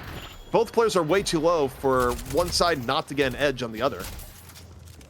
And we've even noticed as well, Together going for the extra regen early on the Infernus. I didn't quite see what Psycho had at the time. Okay, extra regen as well. Pretty understandable considering how pokey this lane's going to be for both of these two players. They have to be careful. 100 HP. The heal comes through out of the minion. And you definitely don't want to get ignited here. And you can see he's trying to commit to this kind of angle as well to really prevent Psycho from getting as much farm as he possibly can. Yeah, and this is so dangerous for Psycho. There's so many ways that you just die to Infernus at this health gap. So Psycho has to play perfectly to not go back to heal, stay in lane, and get reasonable farm. And the reality is, Jason, you're going to miss out on some farm when you're behind in health versus Infernus. Otherwise, you're simply going to die. So really good job from Together to fight back what was originally a deficit in the other direction. Yeah, so Together should be taking a decent lead here. Should be able to deny quite a bit of this farm as well from Psycho, who's just trying to play on the high ground. Now play safe, keep getting that farm the best you possibly can. More importantly, don't die in the lane, as they're going to give Together even more of a stronger presence in this early game.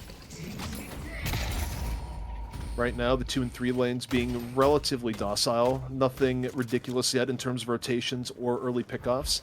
A lot of the drama's been the solo lane, where Together and Psycho both kind of recovering a bit. Together, though, did pull about a 300 soul lead from some of that early pressure, as Dan was talking about crates and everything else. You see Lash off a little bit of rotation. Psycho gets burned again. Yeah, no flame dash though. I mean, it makes him very susceptible to being ganked. However, I mean, Hapex could potentially come in to help out because he's now hit 3k. He now has the ultimate online, or should have in a second. So he could quickly rotate in to go for the kill onto Together, who isn't quite at that 3k mark just yet. But we're definitely going to see something pop off soon. It's been a relatively slow game so far. Yeah, Saf was getting poked down and then some by the Geist. Barely was able to get out.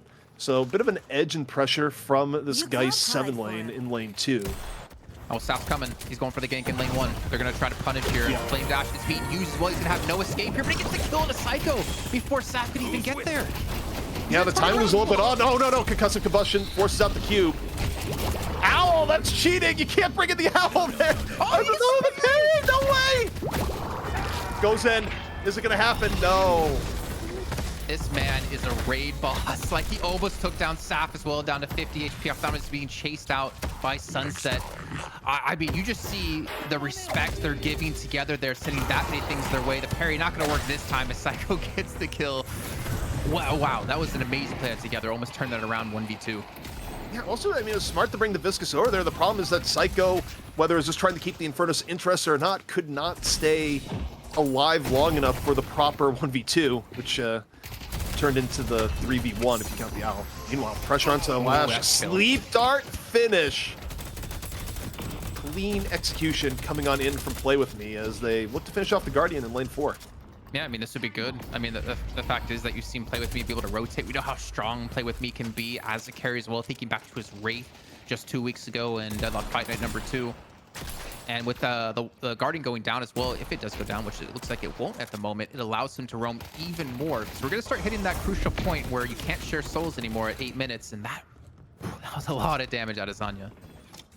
Yeah, Zenya has always impressed, particularly on initiation heroes. I think over time, Lash has basically been Zenya's most signature hero, and I've never really watched a game with PS where I thought, man, Zenya was the problem. Often quite the opposite of just usually right place, right time on the Lash. So if PS is going to bring things back, Jason, and force our first map 3, I wouldn't be surprised if Zenya is a huge reason for it. We do see great talent played by Press is going to be coming over to lane 4 here looking for a fight. He doesn't have Owl up just yet, but we can see their opponents have backed away. I think one of the surprising things with me that I've seen this game so far is the fact that PlayMe is in lane 4. And obviously when you play from lane 4, especially as someone who can gank really well, you're not really going to get involved with the left-hand side of the map, right? Unless you teleport over. With him being in lane 3, he could easily get over to lane 2 and provide some sort of presence here. We need some concussive combustion coming through. And looks like the kill will happen as well. Psycho using the terrain well to bring this one way closer than expected as the stone form comes in from the back. I love the use of the zip line there, Jason, to buy just enough time to survive for the Ivy to get there and even set up the power slash. It was such good use of terrain. It was a 1v1. You can't do that. It's an unwritten rule. You can't turn that into 2v1. Al going to come into lane 2 though. Hits the stun onto Psycho. They're going to continue to die. Blitz going to fall from this one. McGinnis goes down. So does the Guardians. It's a 1-for-1 trade overall. But yeah, really good job by Psycho. And it's so cool to me to see as well Psycho and Together go head-to-head like this because they're both extremely good Yamato players. So they know how to play around their counters or their opponents, especially with like an Infernus in there. So it's kind of like a little mini chess game between these two players. Quick Paradox swap on to Hayes and Play With Me. Nowhere to go. The lethality of Paradox this early cannot be understood. Meanwhile, Lash went for the Death Slam. I don't think he got anyone there, Jason. I think he was looking for talent on the other side. Yeah, just canceled. Oh, the trap going to be coming through. Gets a catch, but again, just kind of by himself. Not really much Prestis can do about this. In the meantime, you can see in lane 1 as well, it's going to be Psycho and Hapex together to defend against the McGinnis and Infernus, funny enough. But we have hit the 8-minute mark, right? So the sharing of souls is going to be gone. So you have to be very wise about who you're going to give farm to who. And it looks like they're going to keep putting Wolfie in the soul lane over towards 1. I don't know. He's actually kind of hovering around, lane 3 and lane 4.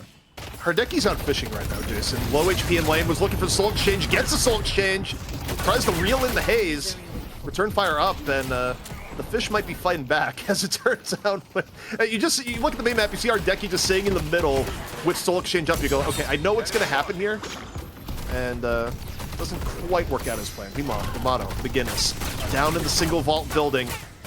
Psycho just laying away. Health station keeping McGinnis alive, but for how long? They're going back and forth, goes for the parry, does not connect. And Psycho finishes it off. Poor Litz, man, he stalled that fight so long for no one to come and help him out. The concussive combustion gonna be a little bit too slow here as he looks to back off from this one now. And we can see DMS looking to take charge to start taking objectives. The buffs come up as well, and it looks like DMS will be able to secure both of them on the sides of the map. Jason, they've made tweaks to it, but Grapple still does some of the most graphically ridiculous things I've seen in this game, where it's like, how'd that Grapple hit?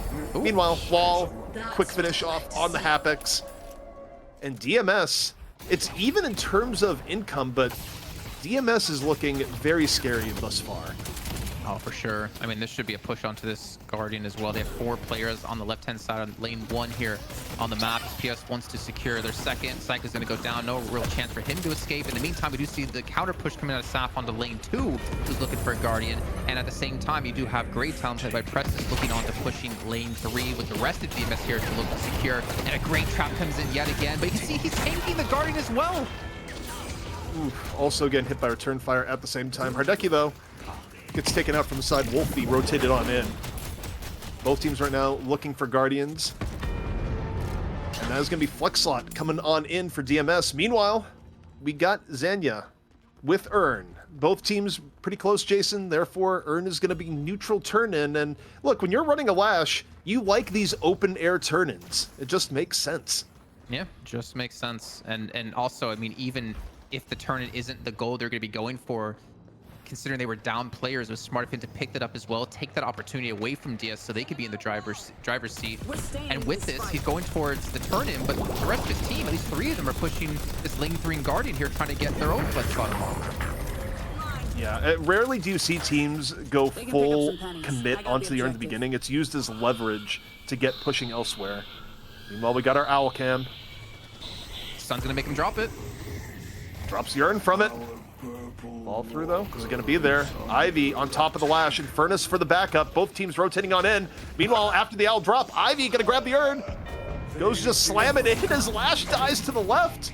The Owl making all the difference in the world there, Jason. DMS is like, thanks, Anya, for running it forward. I didn't know you were playing on our team. And then they also get kills off the back of this. They get 2 kills. They get a Guardian as well. I think they could potentially get a Walker off this, but it looks like they're going to back away instead.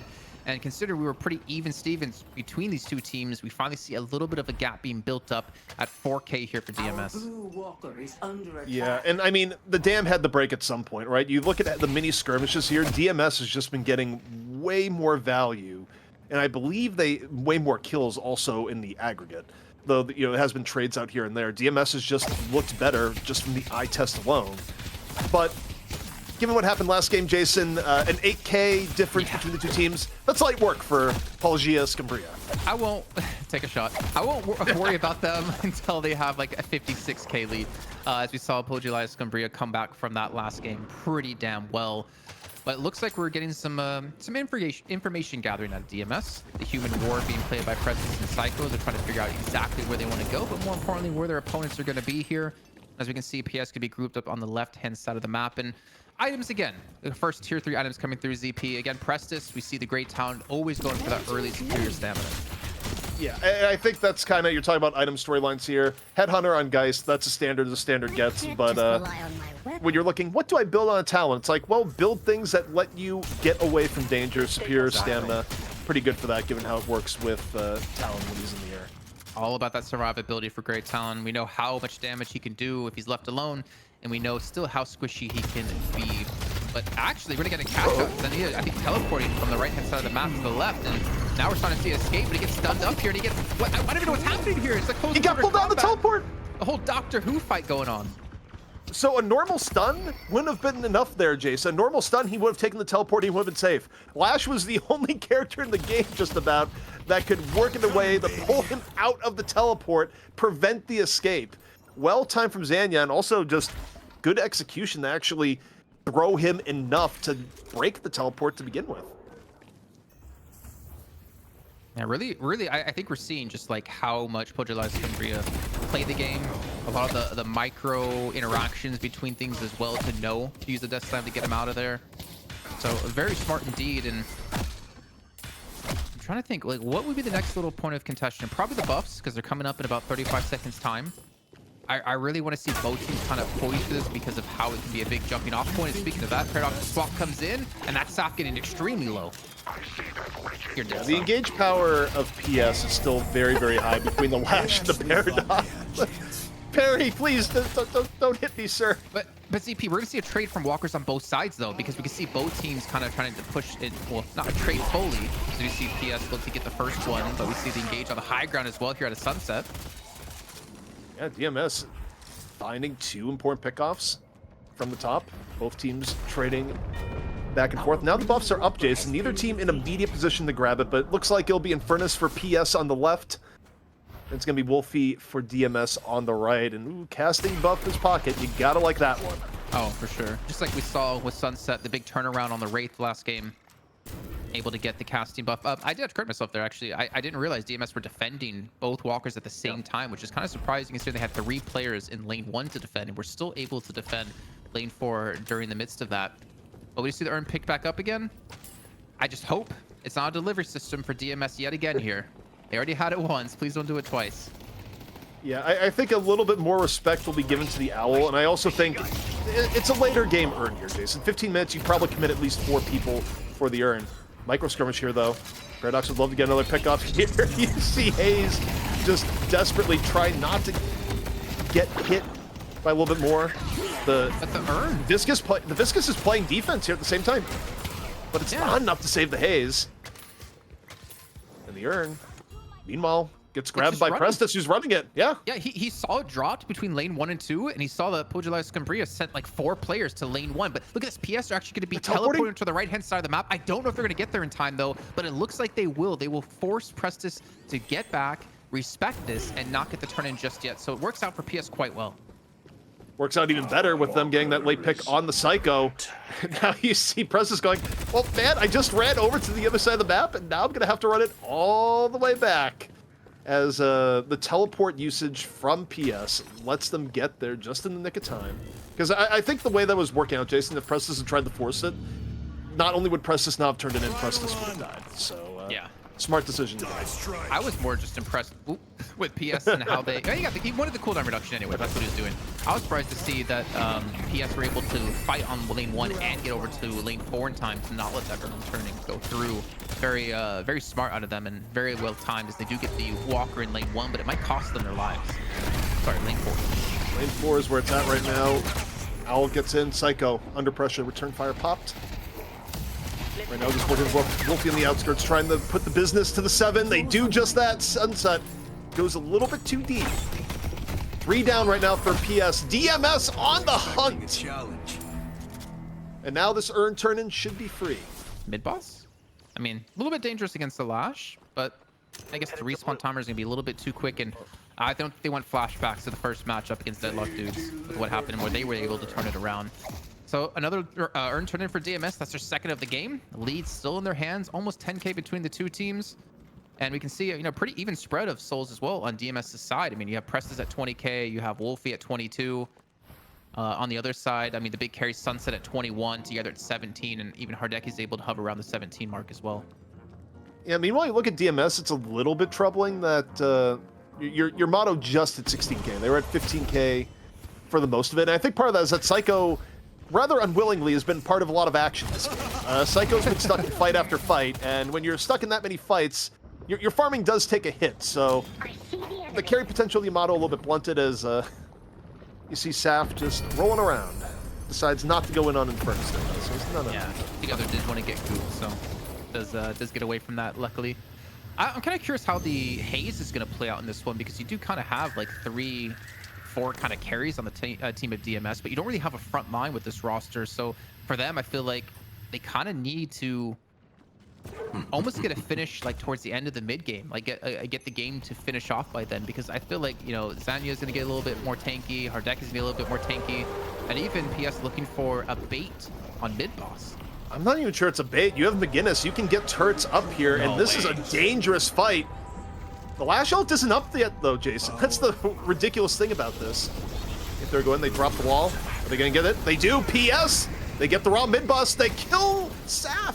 Saf goes in and just gets a face full of turret in return.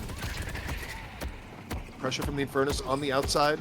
Poking on in. Paradox goes in with the Haze. Sets up Haze for the 2, and Jason, PS. It's a very... it's a desperate move in a sense, but it's one that pays off. They get the raw mid-boss, and now the game is theirs to command. Well, if they don't lose too many more players, as we do see Wolfie get the kill onto Hardeki, so it's down to a 3-on-3. Obviously, Rejuvenator going to be a big factor here for Pojilaya Skumbriya. I want to give MVP of that fight to Zanya, actually, because he goes out of the room and he interrupts Psycho and prevents him from getting into the room to pop the Shadow Transformation, then to get the heavy melee onto the Rejuvenator. He does a fantastic job of keeping DMS out of the fight, allowing PS to secure it. And then obviously they did lose some players, yes, but you know what? They're going to be able to respawn back in quicker than their opponents. And the urn might be a point of a fight here. As you can see, Paradox on the chase here, Task trying to stop Psycho from getting away, but he will just sneak by. Well, it is still going to be a neutral urn. I think it was just outside of the threshold that DMS could have gotten an urn on their territory. So, again, they have to approach this carefully. I personally think for me, when I look at that last mid-boss fight, though, Jason, I just think it's the power of McGinnis right now, where if McGinnis can set up, it just makes engaging into it so difficult. I mean, not only the active abilities in the wall, but just multiple turrets being set up just makes it a very unappetizing area to take a fight in. So even if you're a little bit behind, it's just effective. And in a way, the only way against it is just to keep tabs on middle and make sure McGinnis doesn't cycle. Even a slight nerfs onto the spirit resist with turrets as well still makes it extremely hard to kill. Interesting enough, we do see Ardeki here. He leveled his 2 first all the way to make sure to get the silence on it to really shut down anyone who gets aggressive. For instance, like Play With Me. But we do see the fight 2 will be kicking off on the right-hand side. We're going to see PS going to be down a player, though it's not here to actually contest this fight. So DMS not even going to be able to win on it, even with the man advantage. Yeah, and this is where PS is really taking advantage of the situation they find themselves in. Urn turn in underway. Zanya just going to walk on over. Gets the free drop. This is going to put PS in the lead now, Jason. Yeah. And DMS, they're the ones going to have to look for more of the comeback spike from low Talon. High damage in and above, trying to take on Geist. Geist gets the life running out. You see the dashes, the aerial mobility from the Spear's stamina. Meanwhile, Geist says, no, screw this. I'm going to go soul exchange on the Viscus. And now just looking for a quick exit. That was a Warp Stone soul exchange as well, because he was about to die. Preston's going to go down eventually from Blasters. Zania dives in towards the backhand side here. We do see PS regroup here to continue this fight if they want to be able to take this to get into the base of DMS' side. Ultimate going off out of Infernus here, catches that one. Got a quick custom combustion, Infernus. It's late here. It's late here. Look, I'm just seamlessly going over. Metal Skin 7, meanwhile. Pushing as the fight goes on. PS just trying to add to their advantage. Walker about to fall. It's a final Walker. Adds the extra flex slot. And PS, Jason, looking real good right now. And now the question is for DMS, do they have it in them to get a comeback of their own? Or do we see our first ever match go to 3 here at Deadlock Fight Night? Right, the first time, 4 weeks in. I mean, this is also the first time we've seen PS be in the lead in this series so far. You know, maybe ignoring like very early game where you're a couple hundred souls ahead. So them playing from behind, 55k down last game, able to play ahead by 10k now in this game. I mean, I find it hard to imagine that DMS is going to be able to stop PS here. But then again, I mean, with the turnarounds we saw in the first match, also the first map here of this series, you can't really count DMS out, especially if they give that room for Prestus to breathe and really put down the damage from the air. Yeah, I mean, I'm glad you mentioned Prestus because that's exactly what I was going to talk about in that I think Prestus is the X factor here, right? We know how much damage Talon can put out. We also know the ways that Owl just messes with your judgment on if you're safe or not. I think any path to victory for DMS probably comes off the back of Prestus one way or the other, with the slight outside chance of maybe Play With Me just gets the best Hazel of all time. But those are the two I kind of look at as the ones that need to set things up. Wolfie is also pretty fed as Pocket. I mean, even though Pocket is a little bit weaker than the norm, that he's been in Deadlock historically, a Pocket at 32k is still scary. Yeah, he's doing all right for himself. Yeah, definitely the sole leader of his team. I'm more curious about if Play With Me will be there for the fights or if he's going to be the split pusher for his team. Because if you look at like who can 1v1 him, maybe Sunset. He's at 33k if he gets the stun off. I don't actually know what actives Play With Me has at the moment. So he can really be that like instrumental force to force someone on PS to deal with him. And then that again, if you send one player to deal with him, that means it's one less player trying to deal with Prestus at the same time. We see the rotations in progress here. Mid buffs about to be up in 20 seconds. Is DMS very invested in the left side of the map? PS, not quite the same. They got Geist and Lash towards the right. Geist now, mid-rotation. Buff up in 5 seconds. DMS very committed over the bridge right now, and this is where it's starting. Both teams in on to the bridge. Infernus laying down the fire in the single vault room, trying to stay on top of the set, just going up and up. Combustive combustion used. Pressure in from Prestus, in on the top. Pretty good poke from DMS. You look at PS right now, Jason. Both Infernus and Geist low. Zanya, though, takes down the threat of Prestus. Doesn't let him finish it off, and PS for now has avoided the worst of it. The fight, though, continues. Quick trade comes in. DMS, play with me. Over in has used the bullet dance. Sunset on the follow through, and DMS, Jason, everyone down but the pockets. I'm not sure what he can do to survive against us in a 1-on-3. Maybe just try to make sure to not die at this point, as he does get some decent damage, and I believe potentially gets away here as well, as the chase is going to go through. As long as he solves for time here and doesn't die, I think he's kind of doing his job and salvaging the best way he possibly can. Teleport going to come in through as well, and he will escape this one. And there's really no objectives to take. Mid-boss is going to be respawning soon, or it should be respawning soon. But I don't think PS have enough players to actually commit to this. But again, you have to give credit. I saw someone in chat, they're like, oh, this Jason guy, he's such a fanboy of Zanya. I mean, did you see what he did? He kept Prestus out of that fight, and he got the kill onto him. And I cannot overstate how important that was for the success of PS to win that fight. And we talked about McGinnis setting up here in the mid-boss, and we're seeing it in action.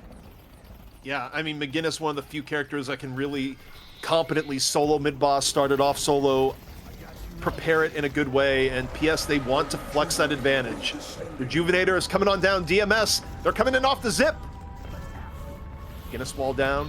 Rejuvenator, combustion, PS grabs it, and DMS, they decide midway through, no, we're not doing this. We're not doing this again.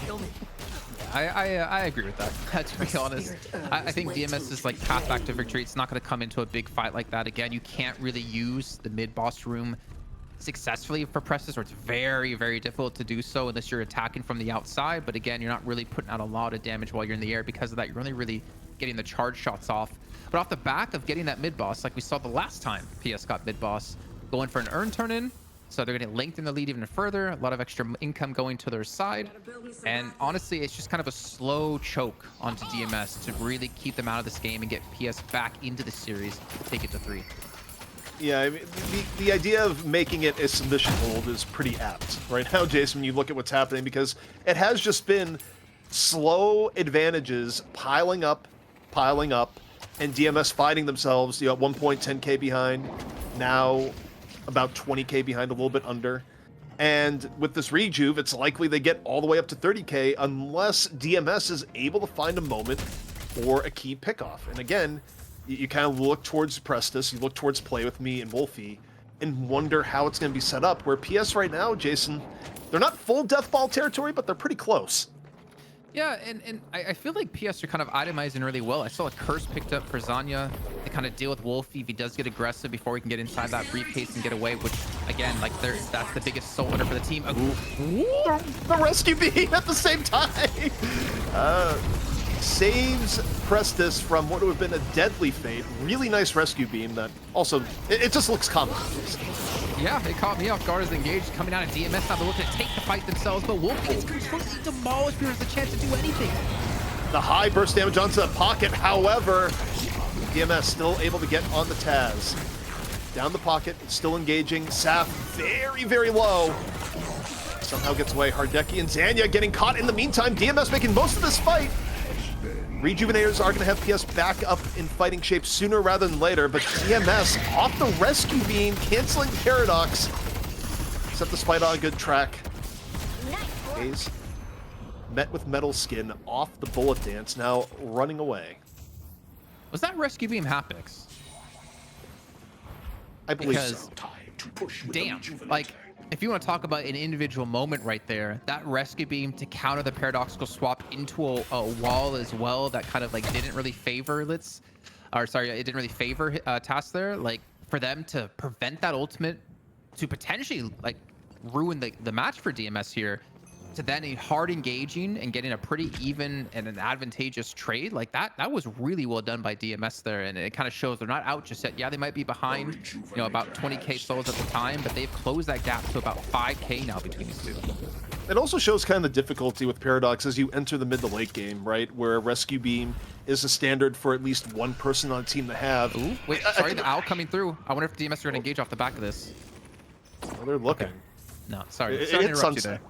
Yeah, it hits sunset. Sunset, though, will be fine.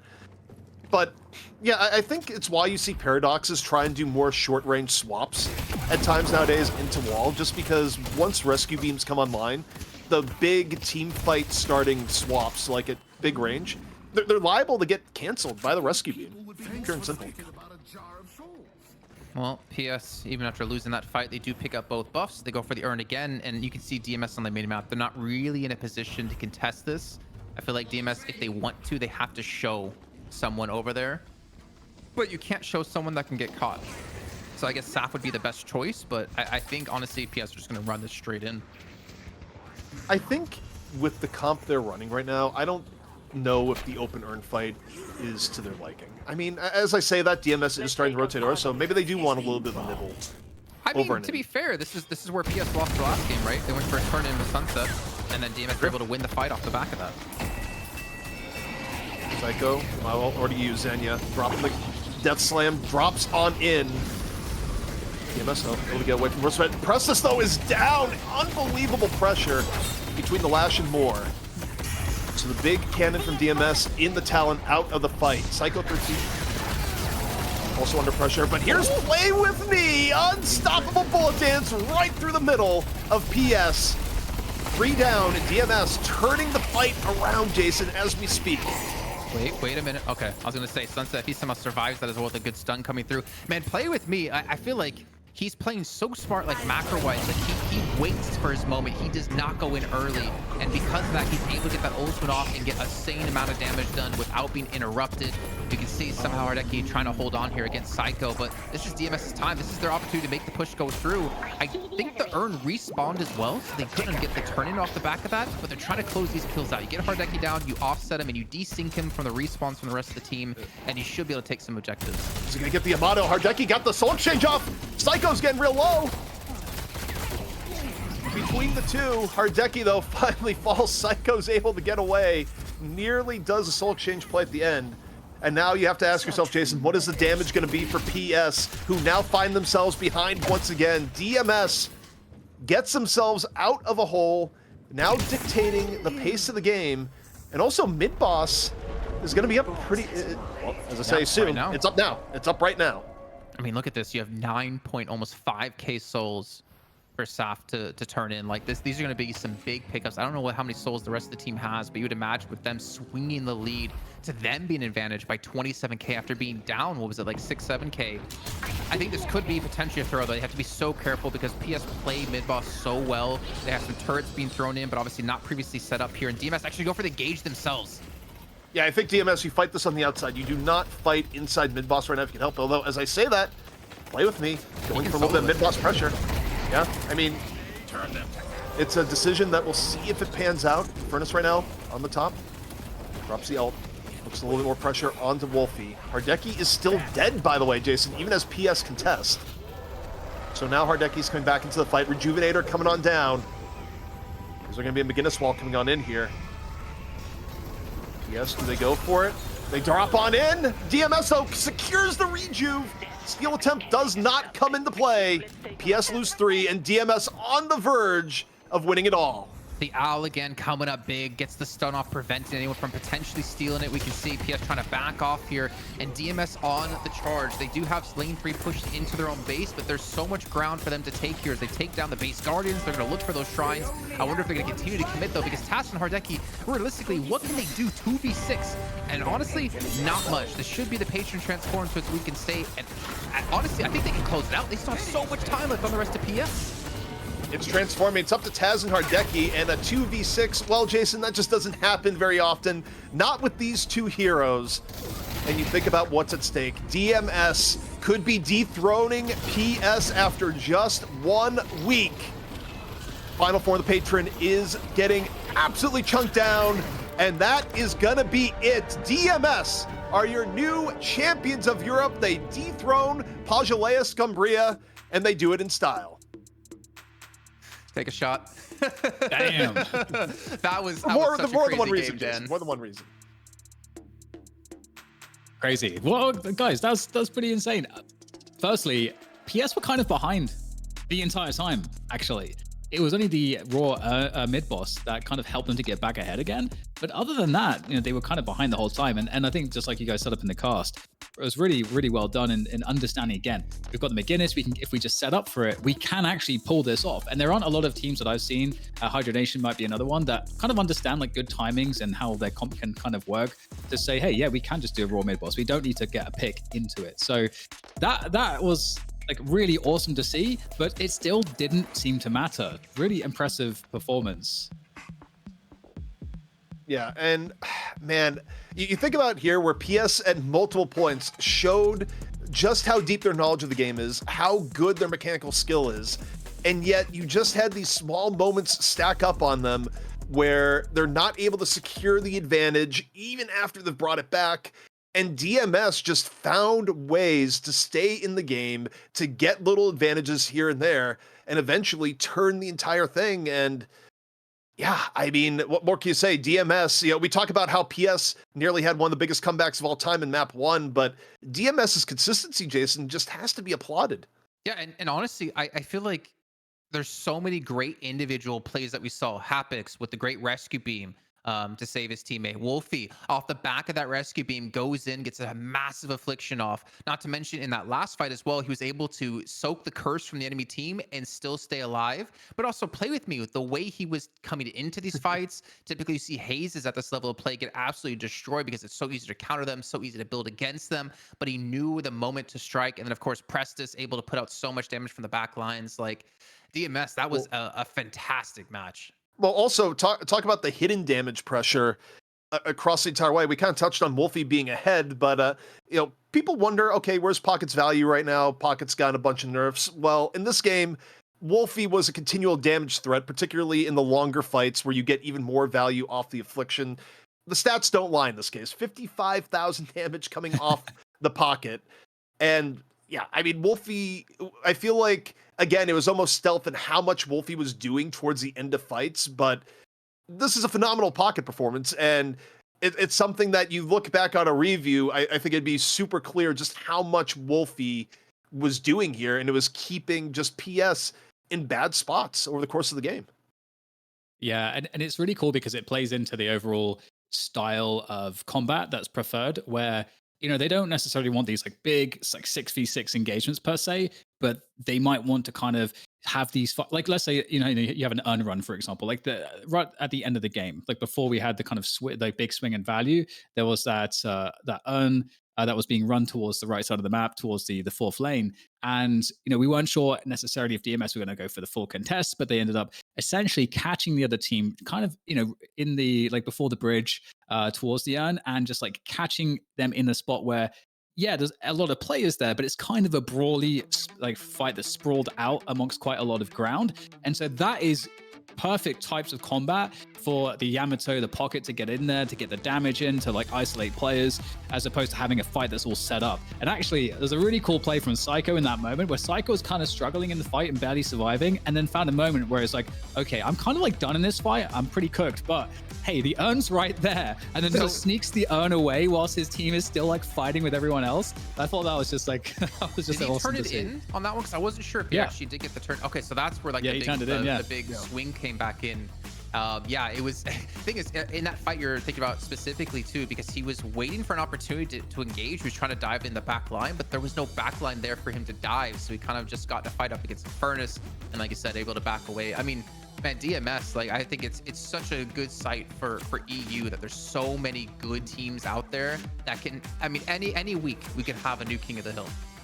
Yeah, well, speaking of kings in this week for EU, we got to talk about the player of the match for DMS, and that was the one, the only, might be Jason's favorite player on that team. It's Play With Me. And Play With Me impressed again this week, Jason, where, last time around it wasn't enough for DMS to take it all. This time around, though, Play With Me just looked super solid all series long. Get gooped player of the match for sure. I mean, we saw how he was double dipping on the Mirage in the first map of the series. He's able to get a massive lead up against Pojilaya Skumbriya, and of course on the Haze. I think the most important part is that he showed he's not really a one trick. which he was known for his rate when we saw 2 weeks ago. He was fantastic enough to get it banned by the enemy team. But to show he can do it on Mirage, show he can do it on Haze as well, probably one of the hardest carries to pull off this kind of level of play, I think is a testament to how good of a player he is. That parry, by the way, was a tale of two sides. A, it was good heads-up timing on the parry, but also Sunset had no business going for the melee there. That was just muscle memory, just stabbing him in the back, Dan.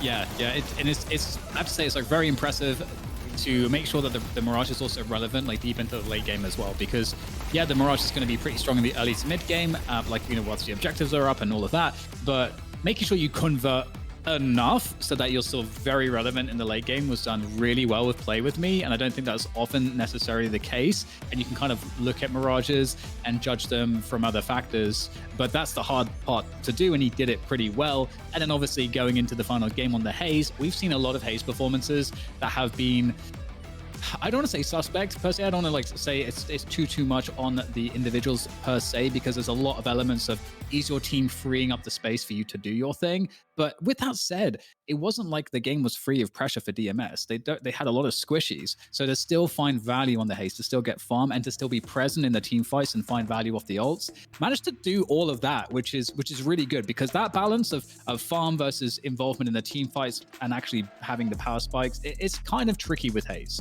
Mm-hmm. I think it's very difficult to play Haze at this level, especially with how smart PS are about their itemization as well. I mean, they had everything prepared in the first match, especially this one with curses galore. It's so hard to play Haze at this kind of level, and it's so nice to see that it still can be played, especially on a team where it's extremely squishy, like you said, DDK. Yeah, all right. We kind of winced a little bit when we saw the Haze pick. We're like, oh, I saw you had a reaction, Jason, when you saw the Haze pick. I did too, but it made it work. All right, well, that brings us to the end of EU, but of course, if you're new to Deadlock Fight Night, we got good news for you. We got plenty of action left remaining as we turn to the NA side of things. We got a new team for DFN in the Unknown Omens taking on the TF2 Boomers, and of course, the winner of that challenger match will go to the finals match against Hydra Nation. We are going to be taking a quick break. While we're doing that, maybe check out deadlockfightnight.com, pick up some Get Gooped merch. It's all up to you. Definitely help support the show, support us. But guys, we're going to be taking a quick break. When we come back, NA heading right at you.